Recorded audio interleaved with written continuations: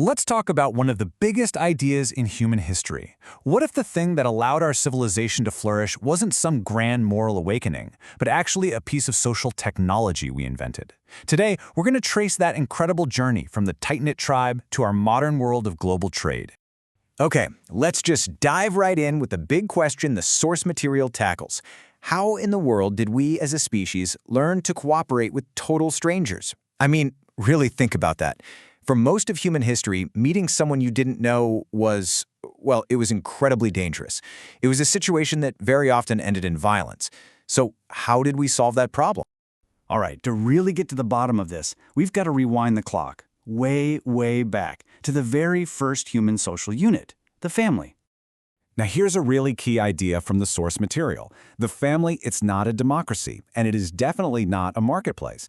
It runs on a totally different operating system, something called asymmetric obligation. It's simple, right? Parents provide, kids receive. It's all built on biology, on dependency and care, and on that small scale, it works incredibly well. It's a fantastic system for survival. But this is where it gets really interesting. What happens when you try to scale that family logic up to the size of a tribe? See, in a family, intimacy keeps things in check.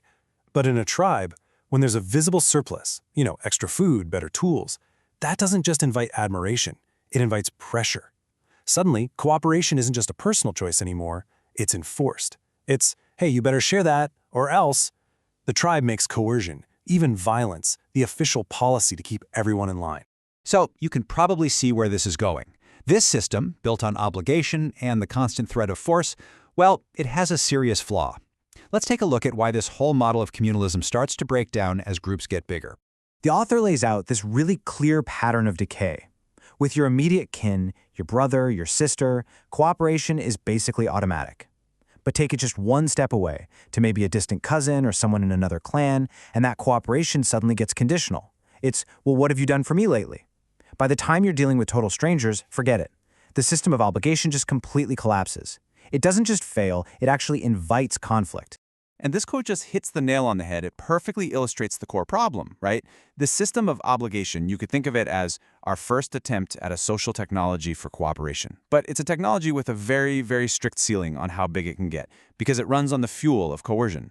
So this limitation, it created a massive problem for humanity. And the solution wasn't some new moral philosophy. The solution was a powerful new piece of social technology, a new operating system that completely rewrote the rules of human interaction. And that brings us to this incredible invention, mutually beneficial exchange. Trade, commerce, whatever you want to call it. The crucial point the author makes is that this isn't natural, like family ties are. It's a learned system. It's an invention. It's the software that lets us channel our own self-interest away from violence and toward creating value for other people. It's what allows us to cooperate peacefully without having to know or even like each other. And this table just lays it all out so clearly. Look at the difference here. On one side, you've got the communal system, based on obligation, enforced by coercion. And on the other, you have the exchange system, based on consent. And the enforcement, well, it's simple. You can just walk away. You can exit the deal. That tiny difference is what allows it to scale, pretty much infinitely, and what ultimately unleashes all kinds of innovation. I love this analogy the source uses about a pilot's contract. The pilot has a very real obligation to fly you to your destination safely, but that's it. Their obligation ends when you land. They don't owe you anything for the rest of your life. That's the genius of a contract. It creates these clear, limited obligations, a universe away from the open-ended, often suffocating demands of the tribe. And the results of adopting this new technology? I mean, they're absolutely world-changing. The source argues that exchange is one of the key reasons for the massive, long-term decline in violence. Why? Because it makes other people more valuable to you alive and trading than dead and robbed. It systematically lowers the payoff for being a predator and dramatically increases the payoff for peaceful cooperation. Okay, so the author takes this whole historical framework and uses it as a lens to look at our political debates happening right now. They argue that what we're often seeing is a clash, a resurgence of these ancient tribal impulses butting heads with the logic of the market.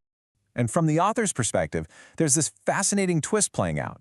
They point out that some political conservatives, who for a long time were seen as the biggest champions of free exchange, are now starting to embrace tools that look a whole lot more like that old tribal system. We're talking about things like industrial policy, where the state decides who wins and who loses, or subsidies that use political power to prop up certain industries instead of letting people choose voluntarily. The source describes this as a kind of self-reinforcing flywheel. So, step 1, the state intervenes with some kind of control or subsidy. Step 2, that intervention creates a bunch of unintended consequences, maybe a strained power grid or higher prices. And then, step 3, the state points to that new pain it created and uses it as the justification for the next intervention. It's a vicious cycle. And according to the author, maybe the most insidious example of this quiet coercion is inflation. Think about it. It erodes the value of your savings, your purchasing power, without ever holding a vote. It just happens. It punishes people who save and makes it harder and harder for families to make ends meet. It's a classic case of the state quietly taking wealth, then positioning itself as the only one who can solve the pain it caused. This quote really just nails the entire argument, doesn't it?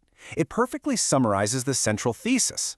The very things that make a family strong, that deep-seated, unconditional sense of obligation, are the exact things that make a large-scale society dysfunctional, stagnant, and, well, not free. So here's the ultimate question the source leaves us with. In our incredibly connected world, when we're faced with fear or a crisis, will we continue to trust the social technology of exchange that has delivered so much peace and prosperity? Or will we fall back on that ancient, powerful, and pretty dangerous impulse to act like a tribe? That's definitely something to think about.